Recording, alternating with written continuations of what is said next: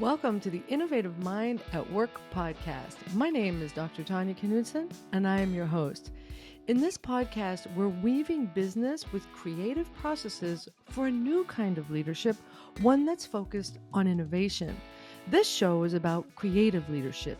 Here, we learn to lean in and lead with a skill set and a mindset for catalyzing change. Let's begin.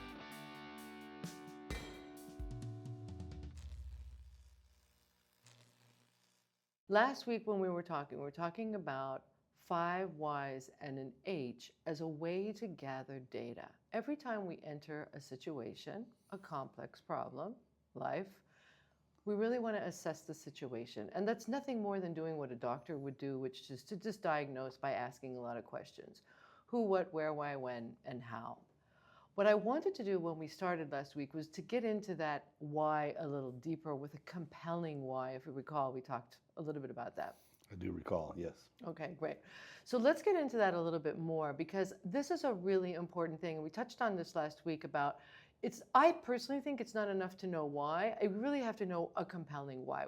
And so what's a tool around getting to something that's really compelling? And we're going to introduce that tonight with another 5 W's and an H, which is 5 Y's and a how. Okay, are you ready? I'm ready. The exercise is great, but I have to tell you, in the world I come from, why sounds like wine so much, right? So it's not in my nature to really do a bunch of whys, right? And so that was a new thing to me because it's very wine, why, mom? Why do we have to do this?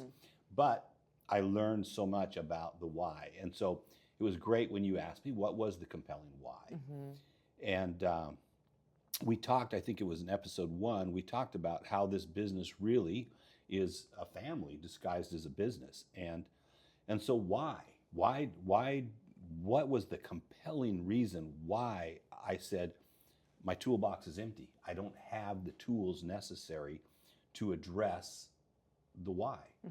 And I didn't really know at the time that it was a why that I was trying to get at.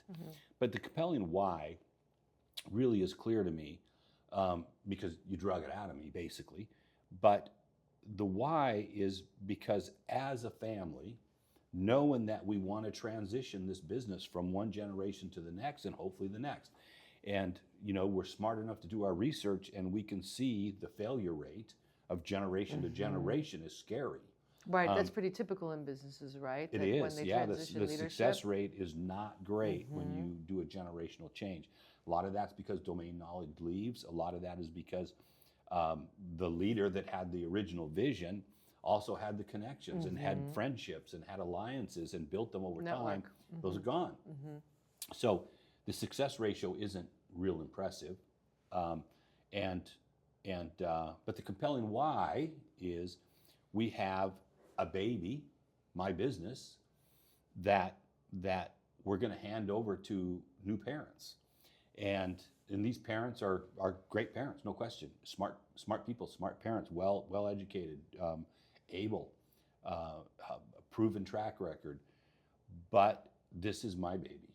And so why am I afraid? Why, when I look, why do I reach out and say, wow, here's the compelling why? It's a family. And if you bring a new family member on, a son-in-law comes into the family, that's a new dynamic. You can't go out and say to that new family member, hey, we got, Aunt Betsy over here that drinks too much, and we got Uncle over here that, has been known to spend too many nights in jail, and we have, you don't do that to the new son-in-law. What you have to do is introduce him slowly, right? But with compassion, with empathy, with information that the family stays healthy. But here's our family. Here's the dirty laundry. Here's the clean laundry. Here it is. And I remember when my own dad was dying, I asked him the one time, it was a Sunday before he died. Rest of the family went off to church. But I chose to stay with him that day. And I said, Dad, do you have really any regrets? Anything, that you would like to clean up? Anything? No, he said, life is what it is. And he said, it just seems like it's all okay. And he said one of the things that he said was, I also feel like Mom, his wife, for 60 years was okay, and his children were okay.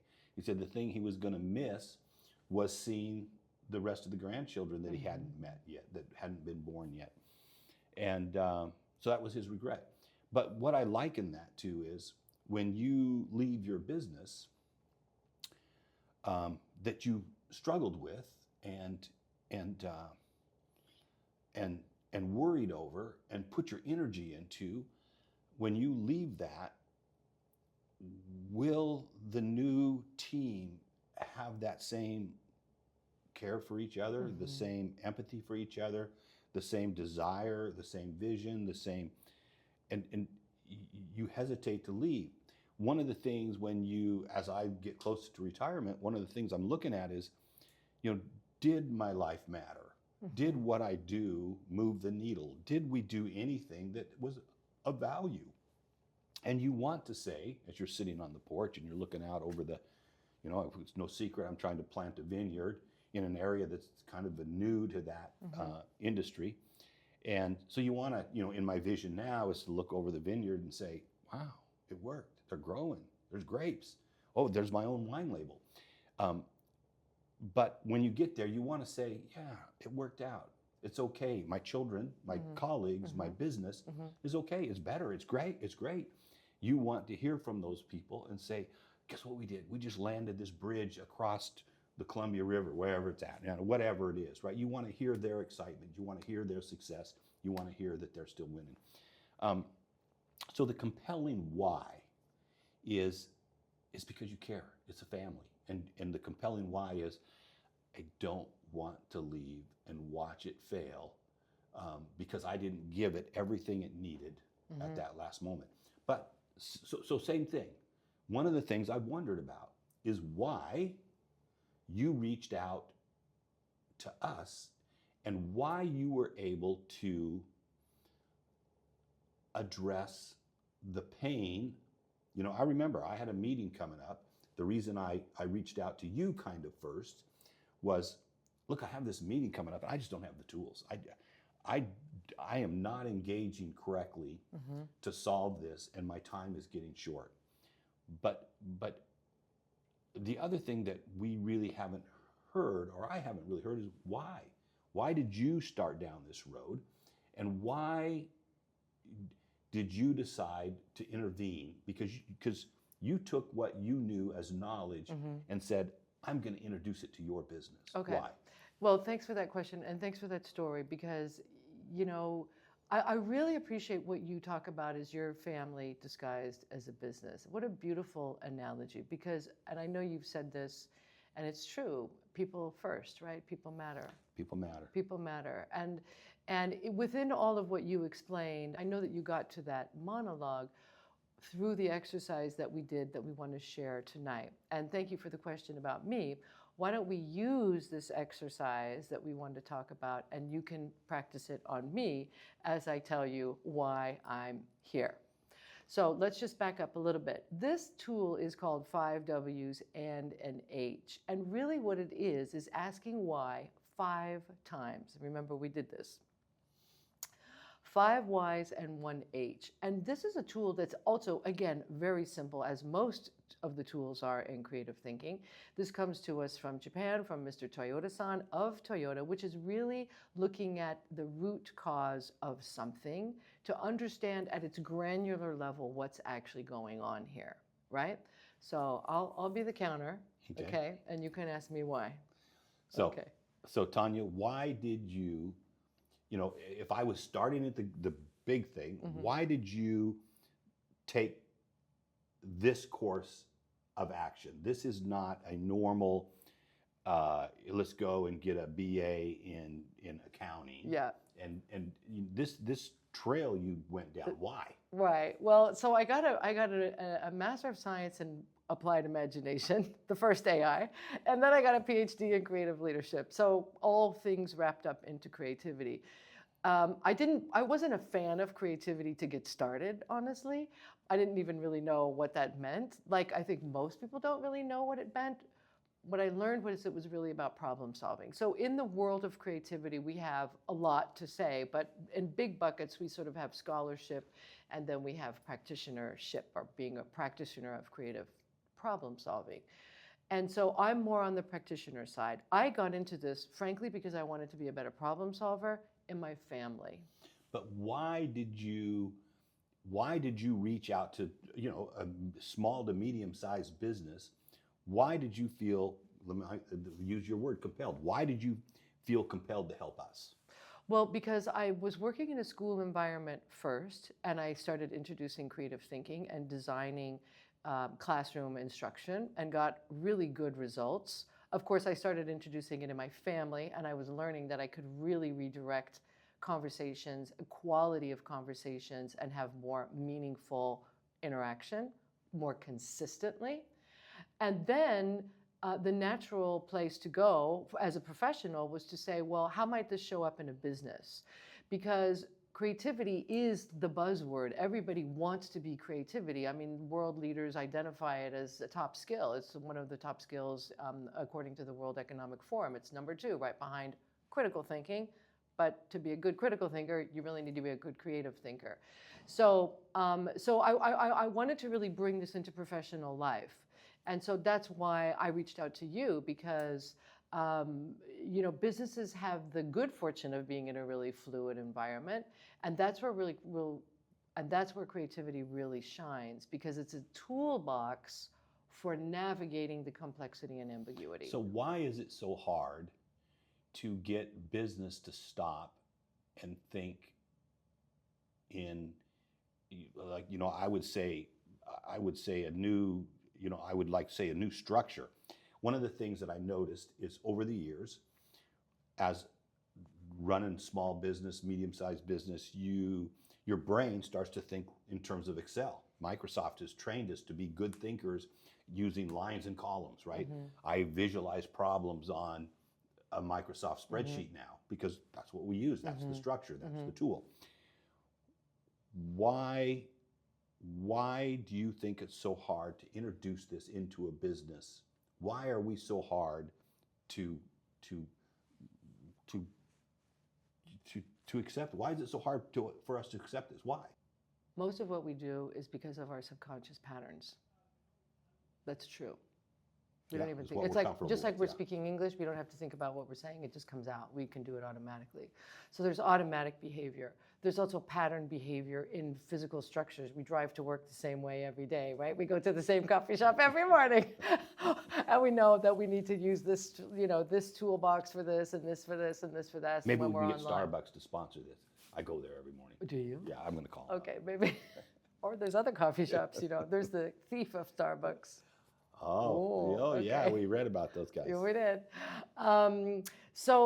But part of it is just patterning. In fact, most of it is patterning, I would say. The other thing is, there is a lot of bias around creativity. This is my conclusion. We think that creativity is only reserved for artists. And that is true to some extent, because we're biased subconsciously thinking that way. But it's true because being creative as a creative person gives a creative output, and that's what we experience, right? We experience the music, we experience the concert, we experience the actors. We don't experience the process. And process is another attribute of creativity, and that's the part that I'm about. And that is the part that made a difference to me. Exactly right. Was the process. The creativity scared me. As a business owner, I said, look, I'm saturated, I'm bombarded with people that want to be a consultant and help me. But a process which I get to use again and again and again, it's just like going out and getting a brand new saw or a brand new trowel or a brand new chainsaw, whatever your skill set might be, and putting it in my toolbox. I've got a tool. I got a process. I'm going to use it again and again and again and again. And that, what you said about having a structure, having an idea of what we want to use, we do it again and again and again. So now, this is what I think is great about this is now I have a new tool in the toolbox, and it's a process, and my brain wants to go there. And what I saw was my team react to the use of that tool. And I saw them say, we're included. This we're solving as team members. They're driving the process, and now they have purpose. Right. They have purpose. And I think the other thing to add in here is this thing about what is creative leadership. This is a new area, frankly, and really what it means is to lead in a way that engages the dynamic processes of thinking with your imagination within a structure, within the constraint of the structure of problem solving, which is a universal structure for creative problem solving. It can be applied anywhere. And so what do I mean? Once you know where you are in the problem, you diagnose, which is what we talked about in the last one. Now when I know where I am, I can apply tools, language, processes to get me there. And it's a very dynamic thing. I mean, it's a way of being. It's how I speak differently now, you know?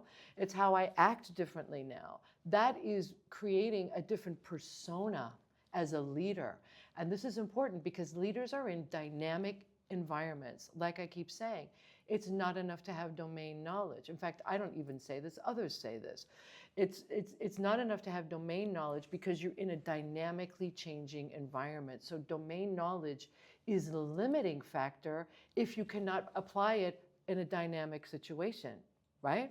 This is why businesses go out of business. Yeah, and that's because exactly right. Change because all the things time. change, Mm-hmm. and the domain knowledge that sustained them for so many years now is no longer applicable. Exactly. Or it's just old Or news. another company makes another model and it's cheaper. Innovation comes along and they're doing it faster, Right. cheaper, quicker. And yeah. And so now you get washed out.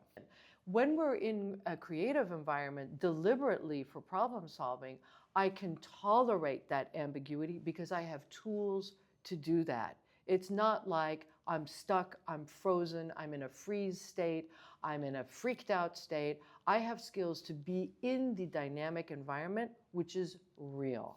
So one of the things I think about this, even as you say that, is what used to be almost a hard stop. Mm-hmm. The world is changing, dynamic. Oh, we have these new rules in place, tariffs. We have new construction rules as far as safety and heat exposures and all this stuff.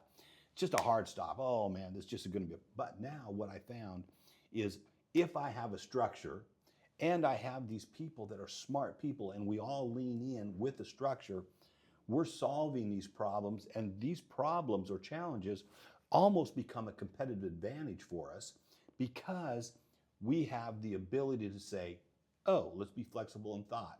Let's quickly assess and grab all this information from all these team members that have a lot of knowledge. And now what was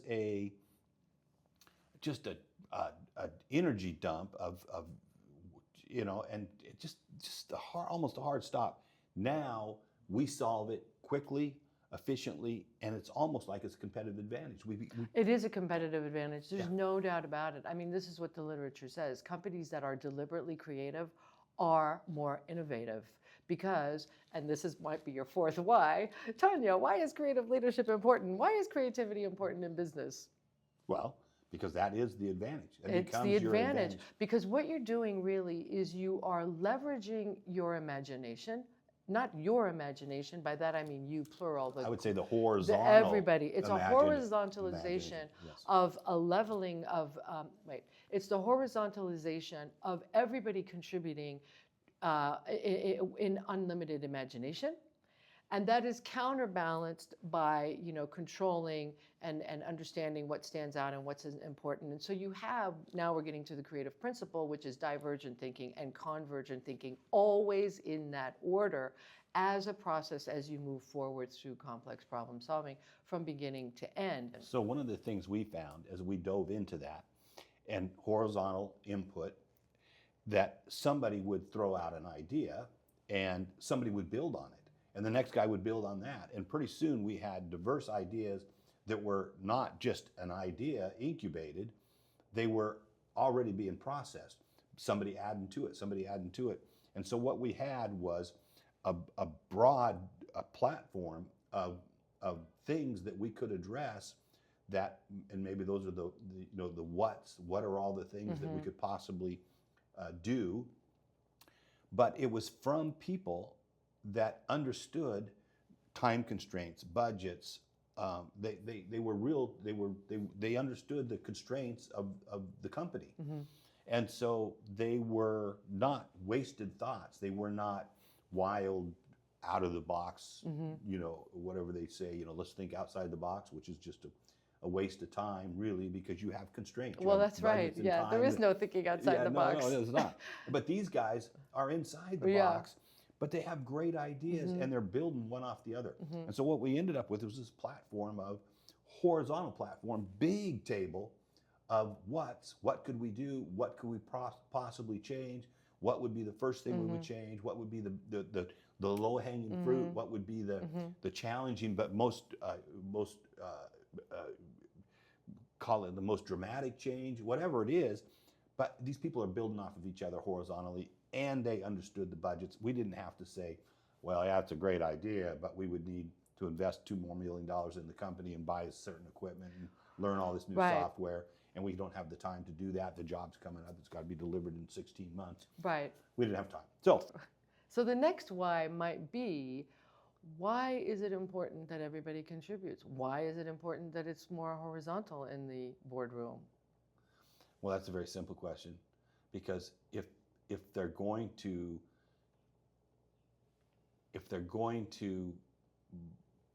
what's the word I'm looking for? If they're going to have, I don't want to use the word buy-in. If they're going to have purpose,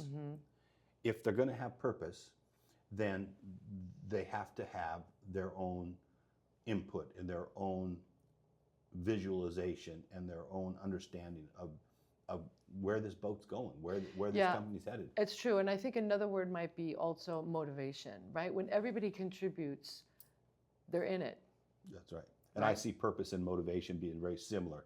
If everybody has purpose, or has belief, has purpose, then the effort is changed, and I'm not asking them to work more hours.